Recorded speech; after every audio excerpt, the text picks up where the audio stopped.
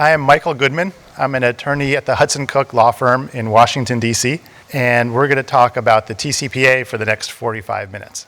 What I've done this time is really short on what the TCPA actually requires and prohibits, and I'm going to spend most of my time talking about issues that are evolving in courts because different courts across the country are reaching different decisions on the same issue, which is adding a significant layer of uncertainty to TCPA compliance, which is already a challenging law to begin with.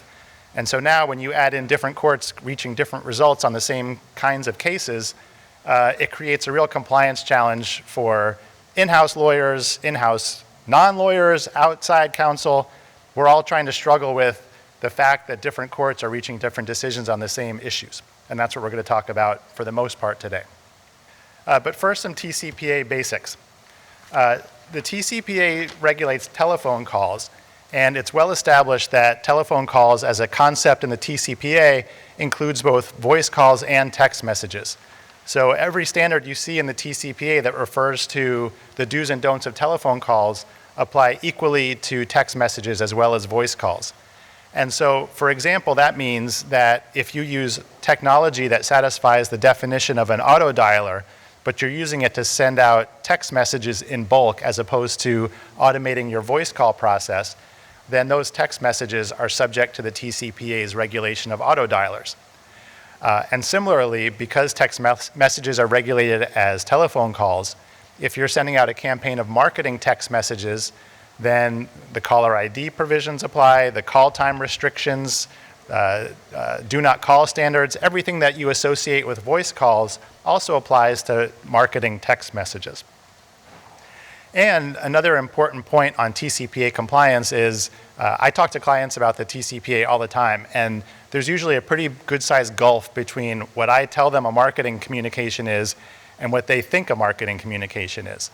The definition is really broad, and it's not just cold calling unsolicited consumers and trying to market what you're selling.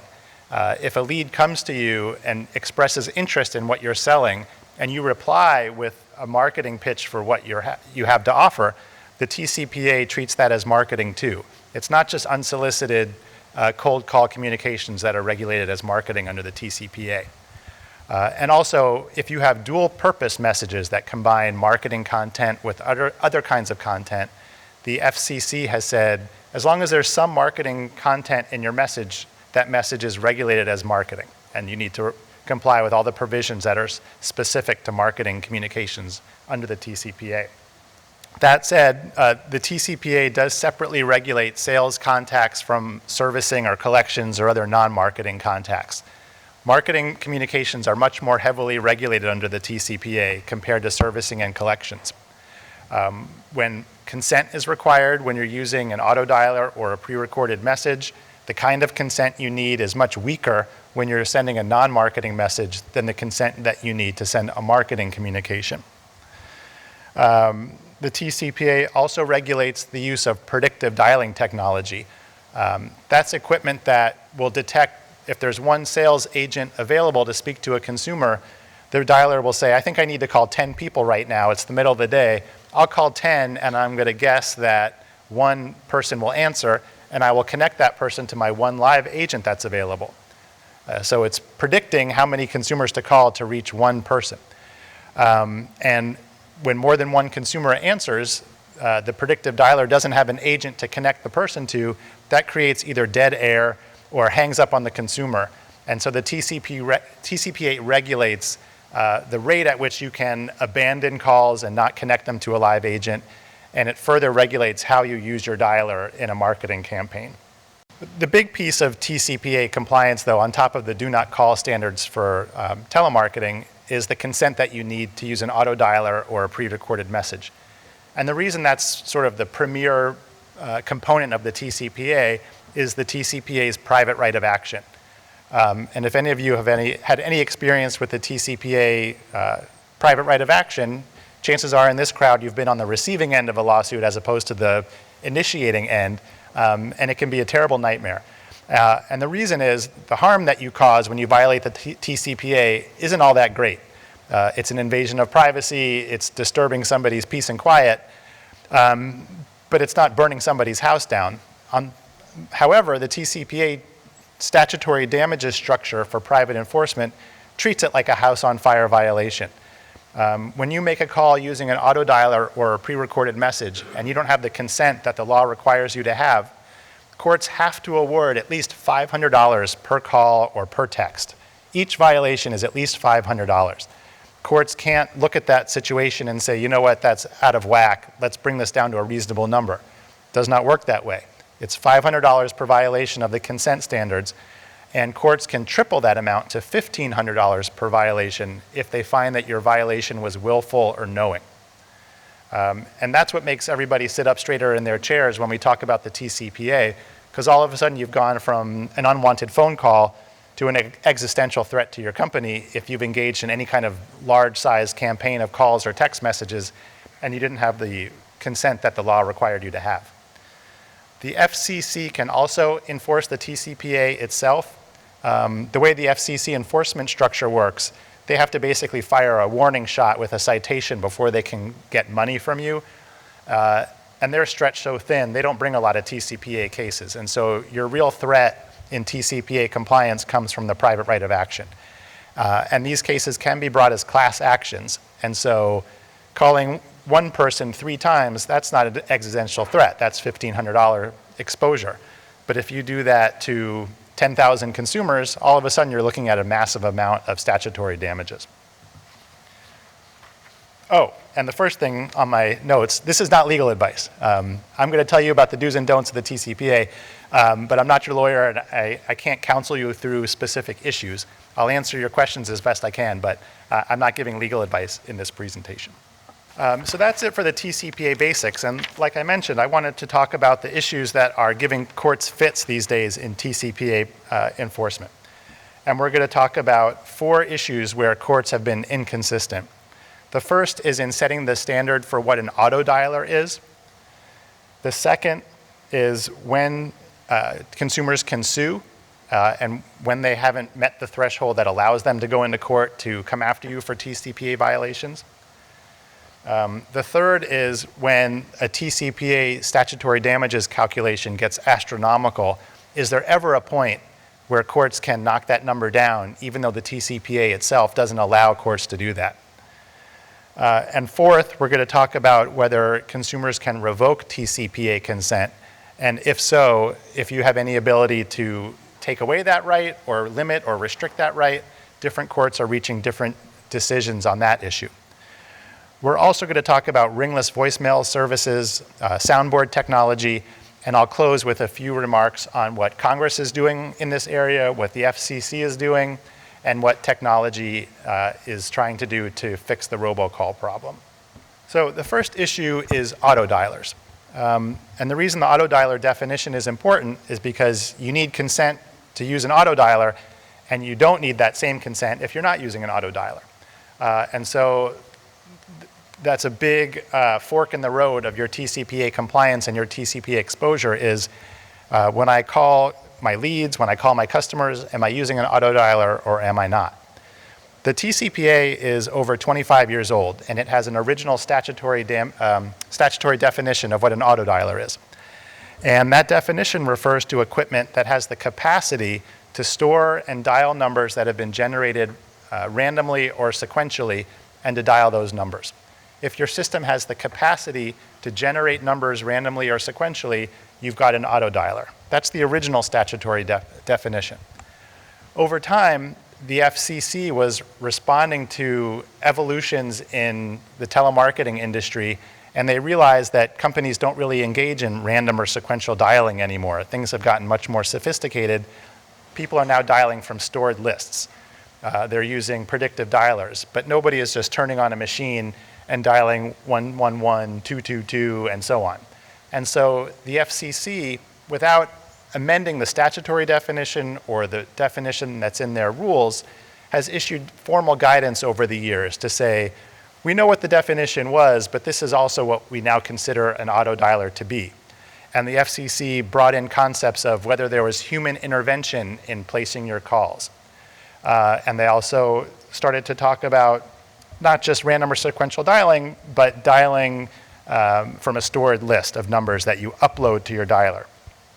Basically, what the FCC was trying to say is, what really bothers people about auto dialers is the ability to dial a lot of people really quickly. And so if your equipment can do that, we're going to treat it as an auto dialer.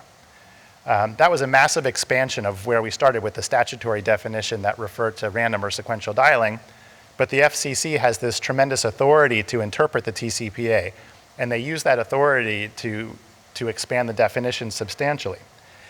And eventually they stuck their neck out too far. And what got them in trouble is they said, the statutory definition refers to the capacity of your system, not how you're actually using it, but what it's capable of doing. And the FCC took it one step too far, and they said, it's not just what it can do, what it's capable of doing today, it's how it can be reconfigured in the future, what they called potential functionalities. And so if your system had the potential to be configured as an auto dialer later, they wanted to treat that as an auto dialer too. That got challenged, and for the federal appellate courts, that was too much. Potential functionalities, what they said was the FCC had effectively made everybody's smartphone an auto dialer, because a smartphone can be reconfigured to randomly or sequentially dial, to dial without human intervention, to dial from a stored list. And court said there was no way that Congress intended to regulate everybody's smartphone as an auto dialer with this potential for $500 penalties for every call that violates the law. So federal courts vacated almost all of the FCC's guidance on what an auto dialer is. We would have thought that that would have restored us to the original statutory definition, which refers to random or sequential dialing, and we'd be back to where we started in 1992. But courts haven't come out that way. There's one set of courts that has said yes. What this means is we now only care if it has the capacity to randomly or sequentially dial. But another set of courts has said, we're not going to stop there. If your system can dial from a stored list, if you can upload a list of numbers to your dialer, and that dialer can dial numbers that way, that's an auto dialer too. And what this means for you is you now have to look at what state you're calling into and what jurisdiction you're calling into and see if that court has spoken to this issue. If you're in California, then if you can dial from a stored list, you're an auto dialer. If you're in Ohio or you're in Pennsylvania, then no, it's only if it can randomly sequentially dial that you have to worry about the auto dialer standard. And this gets down to one district in Florida says one thing, another district in Florida says another, same in Michigan. And so what we're left with is a terrible mess, that if you are engaging in any kind of calling outside of one jurisdiction, you now have a serious problem of figuring out what the courts in that particular place are going to consider an auto dialer and what they're not. We are hopeful that the FCC is going to come in behind all this disarray and come out with one TCPA standard to apply to everybody, but that hasn't happened yet. So we all have to stay tuned for the FCC to act on that. The next issue is when consumers can sue. The TCPA has a private right of action, and so if you're a consumer who has received an unlawful call under the TCPA, you're allowed to go into court, and the court will award you $500 per violation. And if you've got a class of consumers, multiply that $500 figure times every member of your class. But every federal case that any consumer brings in court requires the consumer or the plaintiff to have standing. Standing is what lets you walk into court and say, I have a complaint against somebody and I want some relief. Just as an example, if Mike in the front row turned to the person sitting next to him and smacked her on the head, that might be a law violation.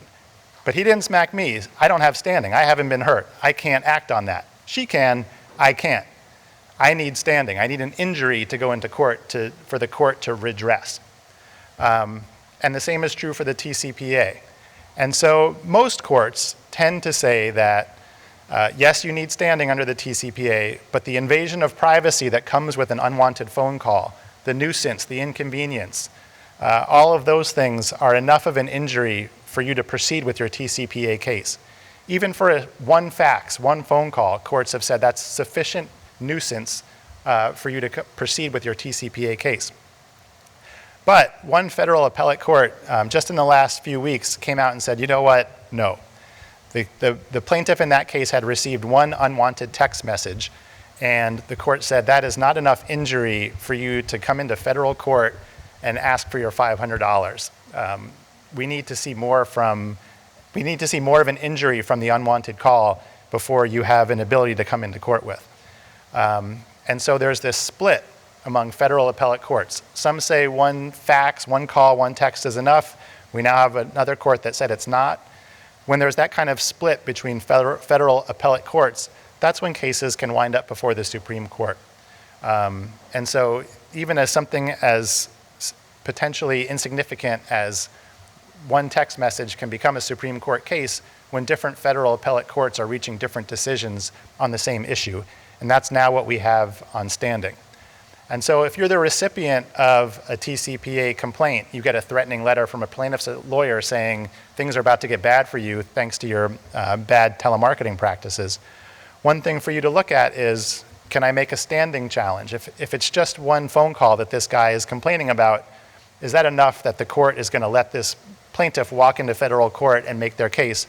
Or can I argue that's not enough harm for federal courts to get involved?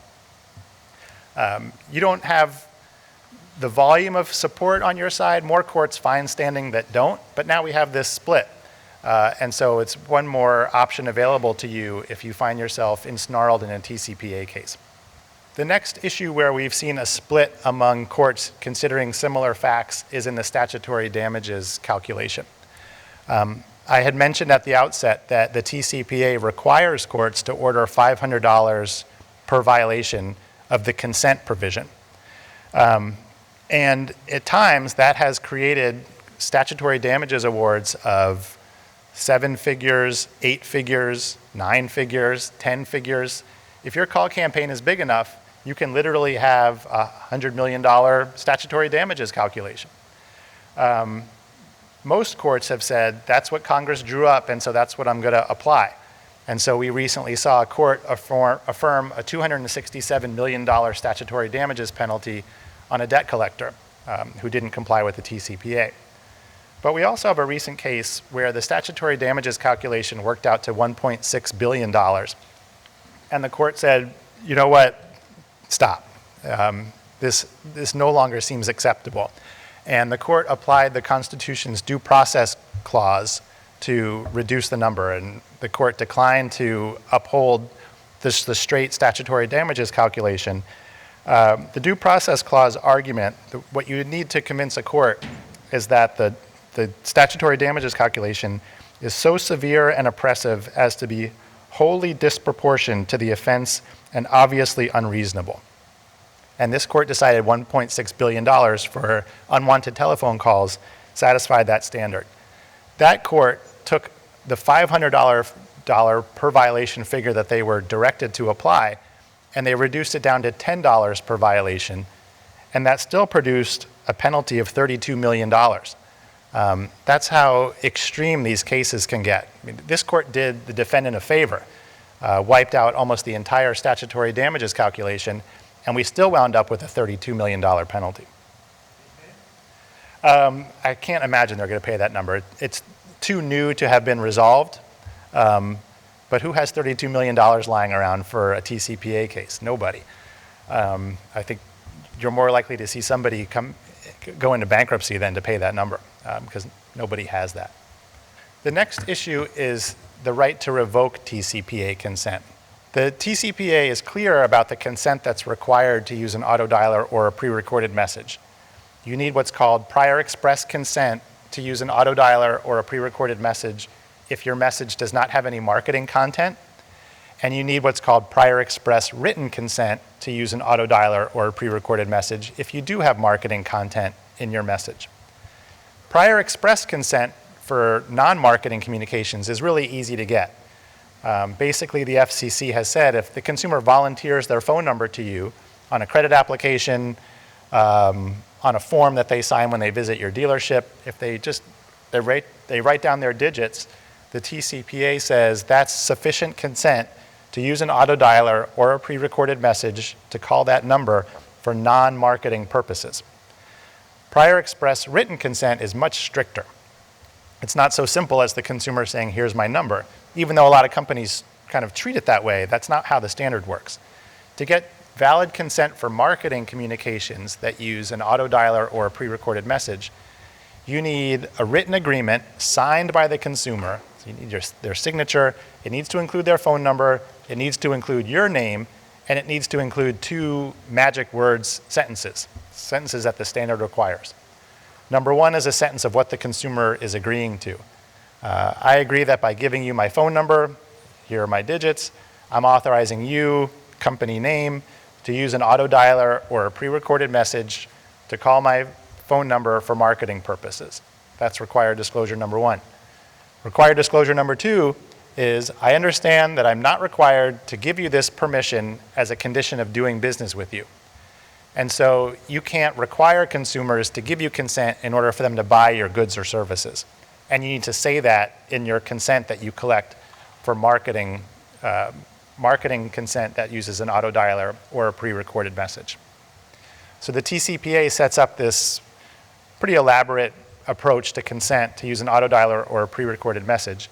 The TCPA is silent when it comes to revocation of consent. The word revocation or revoke doesn't appear in the TCPA. And so early on, everyone wondered, can this consent be revoked? And the way courts handled it, and ultimately the FCC handled it, was the very concept of consent implies revocation, because what is consent if you can't take it away? And so a number of courts reached that decision, not all of them, but enough. And then the FCC came in behind those courts and said, yes, that is what we intended. Consumers have the right to revoke TCPA consent at any time by any reasonable means. And that was the standard for several years. But then a federal appellate court threw some complexity into that analysis by saying, well, maybe, except when we're talking about a contract. And if the consent was provided in a contract, then the law of contracts controls.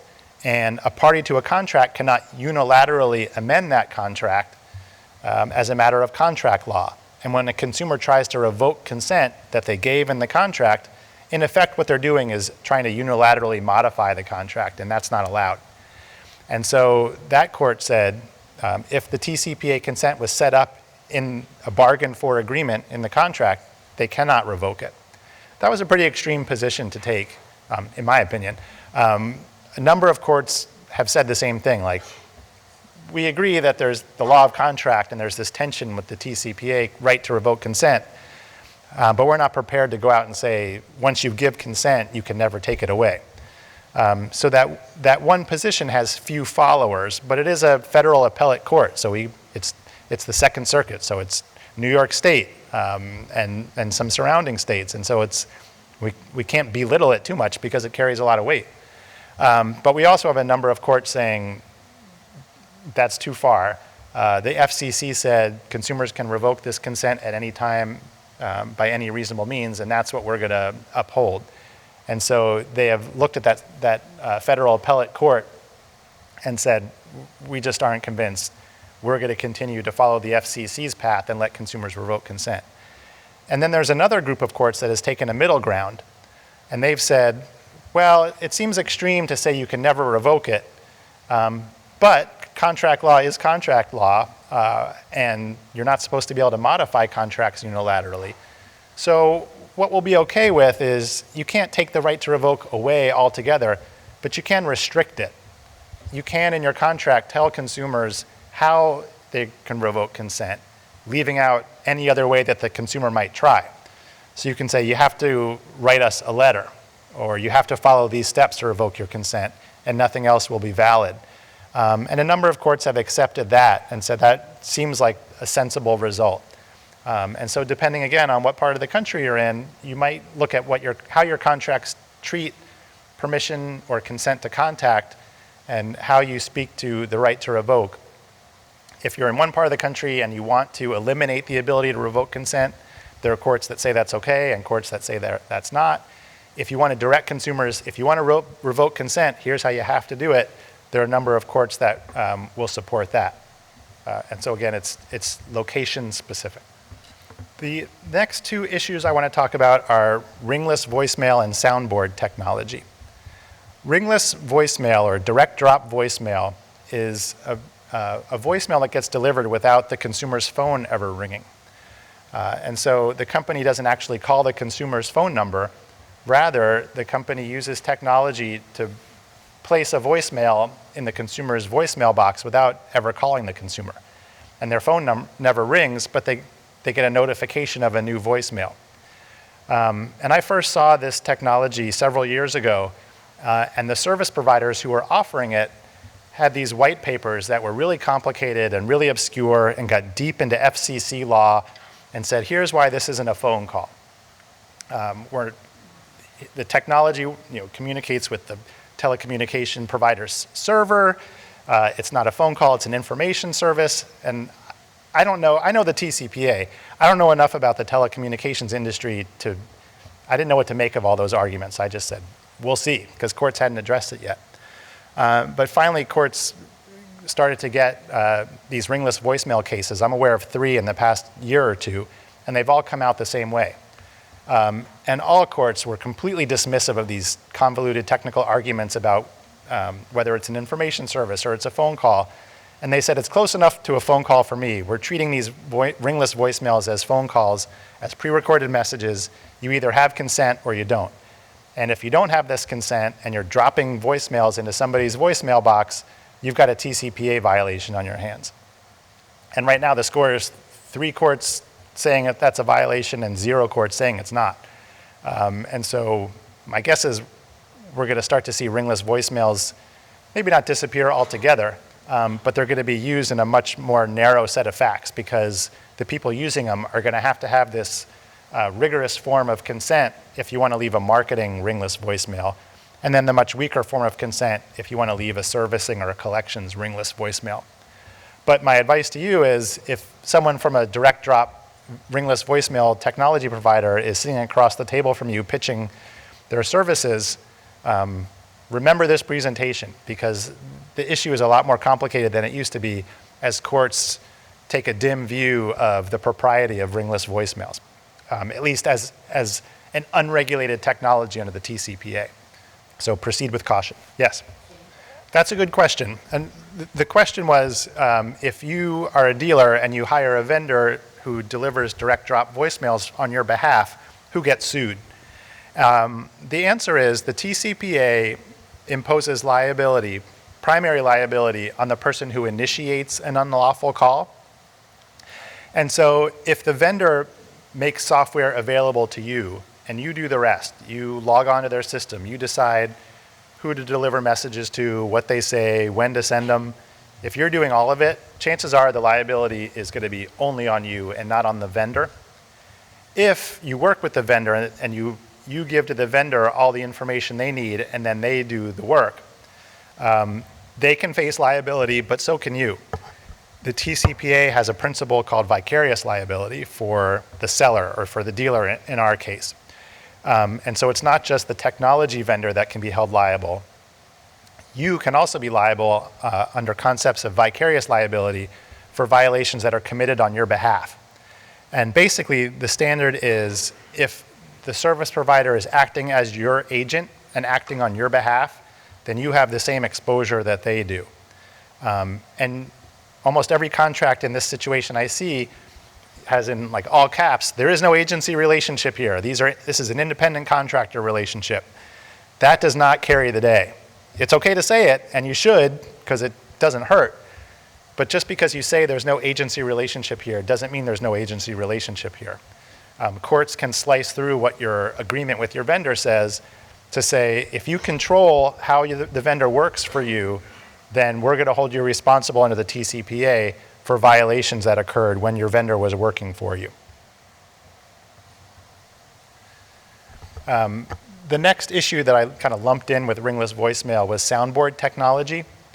Soundboard technology is a system that allows a live agent to select from pre-recorded messages in real time so that a consumer may not even know they're talking to a machine. They may think they're talking to a live agent because the thing is programmed so that when the consumer says something, the agent can hit a button that says, when the consumer says X, I hit the Y button, and that's responsive to whatever X is that the consumer just said. And companies have made similar arguments as with ringless voicemail. These aren't pre-recorded messages under the TCPA. It's more nuanced than that. This is like this system that a live agent is in charge of, so it's not just blasting out pre-records. There's a live agent who may have an earpiece in. They're listening to what the consumer says. They're choosing the right response from their menu of pre-recorded messages. Generally, companies are losing with that argument, and courts have been generally treating soundboard technology as subject to the TCPA. There's currently a petition pending with the FCC on this issue, so it's possible the FCC may come out differently and say, we don't mean the TCPA to regulate soundboard technology, but the Federal Trade Commission, which enforces a similar law called the telemarketing sales rule, already considered that issue and decided to apply the TSR to soundboard technology. And there's a law on the books that directs the FCC and the FTC to harmonize their standards as much as possible. And so chances are, if the FCC actually addresses this issue, they're going to come out the same as the FTC and say soundboard technology is basically a series of pre-recorded messages. And so when the TCPA regulates pre-recorded messages, they're also regulating soundboard technology.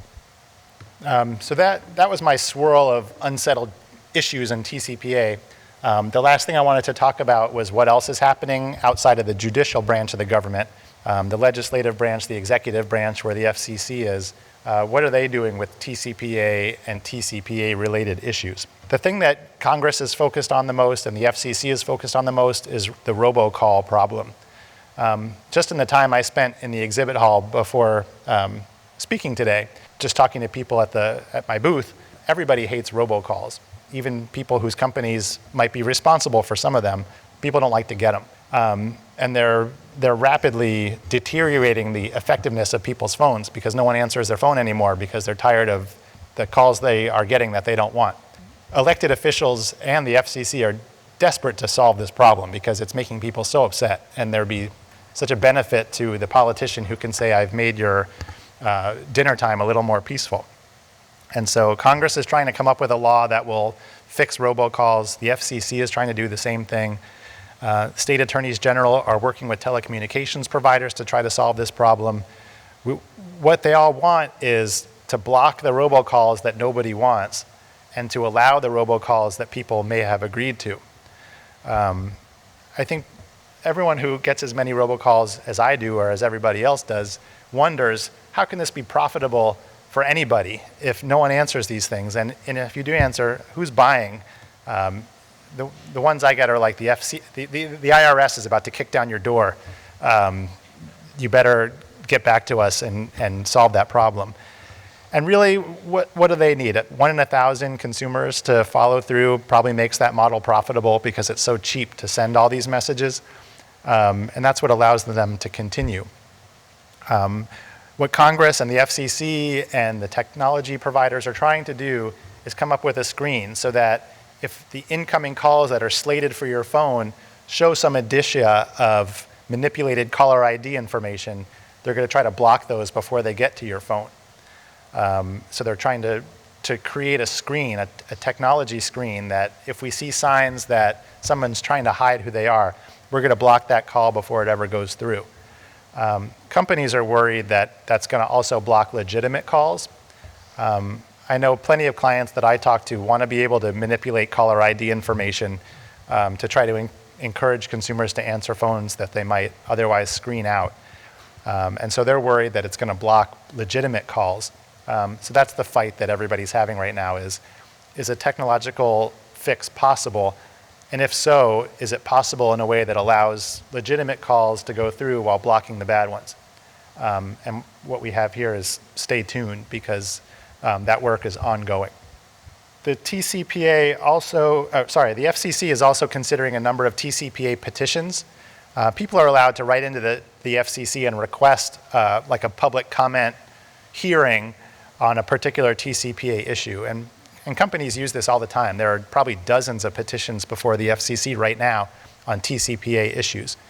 The FCC may not address these at all. They may take public comment and then sit on it for years.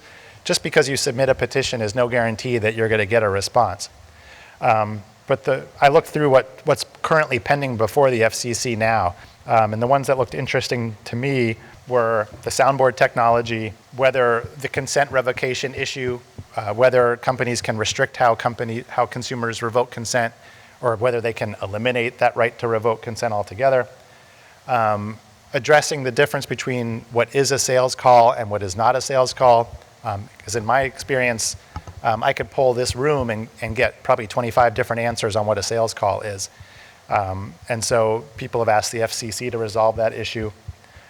Whether text messages should be required to include opt-out instructions, because that's not a current requirement most of the time. What an auto dialer is, which is really one that's just desperate for some guidance from the FCC. So I expect them to speak to that one. And specific to the auto industry, there's a petition submitted that says there's an exception in the TCPA for emergency calls. And the industry has said, if we want to send out text messages about a safety recall, can we treat that as an emergency message and qualify for an exception? And so that's another one that the FCC is considering. Another issue that they're working on is the problem of reassigned numbers. The problem with reassigned numbers is you may have a customer who has given you their phone number, they've given you valid consent for you to call that number, but then unbeknownst to you, they give up that number and get a new one. They don't tell you about it. That number gets reassigned to somebody else. You call that number thinking you're going to reach your customer, and you reach an unrelated third party instead. The way the TCPA is set up, that's a law violation, because what matters is the consent of the person that you actually called, not the person that you thought you were calling. And that's basically a compliance impossibility right now, because there's no way for anyone to know this number that I have for my consumer, is it still my customer's number, or has it been reassigned? I don't know. And so there was this exposure for violations that you could not prevent. The FCC, for a while, had implemented a limited safe harbor for this problem. They recognized this was an impossibility. They wanted to provide some relief, but they did kind of a lousy job of it. And they said, we'll give you a one-call safe harbor. So the first time you call a reassigned number, you'll get a free pass. But you use it up at that time, no matter what happens. And so you call that wrong consumer, the consumer doesn't tell you that the number's being reassigned, or they don't answer the phone. No matter what happened, the safe harbor was over. That got challenged. A federal court said the FCC's approach to this was arbitrary and capricious and tossed it. And so now what the status quo is right now is to protect you from violations in the event of reassigned numbers. What the FCC is building right now is a reassigned number database. And so in the future, like the do not call list, there'll be a reassigned number list that you can scrub your calling list against to see if a number that you're planning to call has been reassigned unbeknownst to you. That thing was supposed to be up and running in 2019. That is not happening. Now it's maybe 2020, maybe 2021. Stay tuned. It's a work in progress. And that is the end of what I have to say. Are there any questions? Yes. I don't have any robocalls or anything. We just call to collect. What would you say a small buy here, pay here dealership is exposed to the TCPA when we haven't signed a consent form, but I don't have any automatic people or text message. We just send text messages for collections and phone calls for collections. Is there any liability or exposure there? Is everything manually dialed? Yes. So an agent is tapping out the number, Yep. tapping out the text message? Yep. Your only exposure under the TCPA is that you get a threatening letter from a lawyer saying you violated the law when you haven't, but they're saying that you have, and then you've got this situation like how hard am I going to fight? And when does it become worth it for me to pay like the nuisance penalty for the threatening letter, even though the guy's got no case against you, but you just want it to go away before it takes up any more of your time? So the real answer is you have no exposure. The real life answer is you can still get a suit threatened against you, and then you have to decide how you want to handle it. You'd win, but you got to decide whether you want to fight. And one more question. The Facebook messaging or Instagram messaging, does that apply with TCPA or any regulations? Is it going there?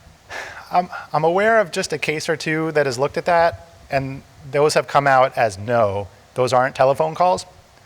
And I've seen the same thing on push notifications. They're arriving on your phone, but they're not phone calls. I'm a little worried that the same thinking that treats ringless voicemail as a phone call could be applied to other technology that's used to communicate with you on your phone. Because on those ringless voicemail cases, the court basically just stopped there. Like, well, they're trying to reach you on your phone, so it's a phone call. And I'm a little concerned that courts could do the same thing with push notifications and other notices that you get on your phone, but we haven't had cases come out that way yet. Michael, I'll throw one at you. What advice would you give to the dealers in terms of getting consent? Separate document, if it's integrated into their purchase contract or their financing agreements, do they need to highlight it and have the consumer's initial? What advice would you give them on consent?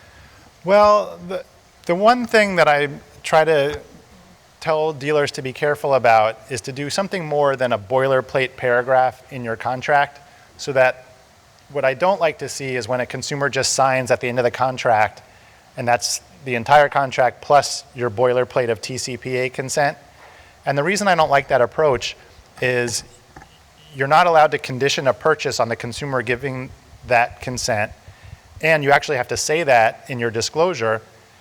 But if all you've got is boilerplate and one signature for the whole contract, it feels to me like, in effect, you're requiring the consumer to give you the consent as a condition of buying the car from you, because you haven't given the consumer a way to buy the car from you without giving that consent. And so if you want it all in one document, my advice is to have a separate signature block for the TCPA consent. I think you take on risk if you use like a checkbox, something short of a signature. You can also have a separate piece of paper. I know not everybody is a fan of that because the stack of paper is already pretty big. And although this is a written agreement requirement in the TCPA, it can be done electronically. And so you're not obligated to have a literal piece of paper because the TCPA does let you proceed electronically as long as you have what constitutes a valid electronic signature.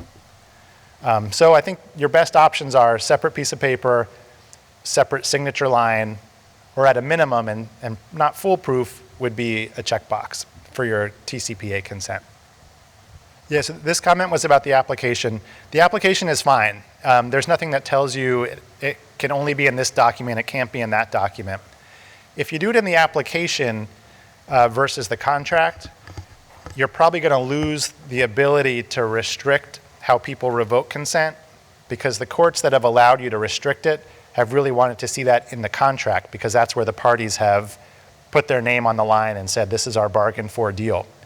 And so if you are interested in pursuing that, I would do it in the contract. But outside of that, you can do it anywhere.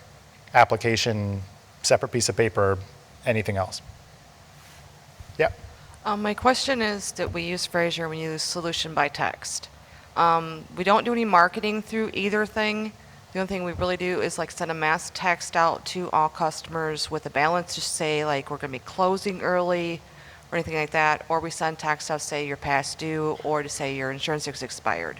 How would that apply towards what you guys are talking about? So for non-marketing text messages that you send via solutions by text, and I'm familiar with the company, they're going to take the position that their equipment is an auto dialer under the TCPA, and so they're going to direct you to have the consent you need to use their technology. All you need is the weaker form of consent for non-marketing messages where the consumer has said, here's my digits. Solutions by text may well require more from you, from its clients, than the law requires, in terms of they may want a double opt-in consent, or they may require you to put opt-out instructions in every text message. But as far as the TCPA is concerned, to work with them for non-marketing, you just need the consumer to have volunteered their phone number to you. You can't have obtained it from a third-party source like skip tracing or a reference or technology capture. You need the consumer to have volunteered the digits and said, here's my phone number. All right, when we first initially set up each customer, it'll send them a PIN, and they can either give us a PIN or they can do an opt-out. Yeah, so that's a solution by text standard as opposed to a TCPA requirement. It's good because it gives you like belt and suspenders protection, but it's not a requirement under the law. Sean, are we? So we're out of time. Michael, what booth will you be in tonight for additional questions? They can come by and I'm at booth 226, which is the counselor library booth, kind of straight back at the end of the room. So if you want to grab him afterwards or go by the booth this evening, Yep. Free legal advice, well, free non-legal advice. Non-legal advice. Free- but free beer and chit chat. Additional questions answered. Yep. Thank you. Thanks, Michael.